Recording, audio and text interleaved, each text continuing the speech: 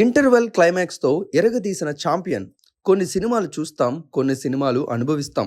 Champion అచ్చంగా ఇలాంటి సినిమానే. ప్రత్యేకంగా ఇంటర్వెల్ క్లైమాక్స్ ఈ రెండు బ్లాక్స్తో సినిమా థియేటర్లలో ప్రేక్షకులను పూర్తిగా కట్టిపడేస్తుంది. నిజాం నిరంకుశ పాలనలో రజాకార్ల ఆకృత్యాలకు ఎదురొడ్డి నిలిచి వీరోచితంగా పోరాడిన ఘన చరిత్ర బైరాణపల్లిది. ఆ ఊరి వాసులు సాగించిన స్ఫూర్తిదాయక పోరాటం, వారు చేసిన ప్రాణ త్యాగాలను దర్శకుడు ప్రదీప్ అద్వైతం ఈ ఛాంపియన్ను ఉద్వేగభరితంగా హృదయాలను తాకేలా తెరపైకి తీసుకొచ్చారు.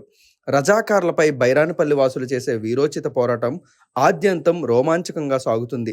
Interval scene goosebumps. Interval పాయింట్కు వచ్చినప్పుడు థియేటర్లలో వచ్చే స్పందనే ఈ సినిమాకు బ్లాక్ బస్టర్ సర్టిఫికేట్. క్లైమాక్స్ ఇది మరో లెవెల్.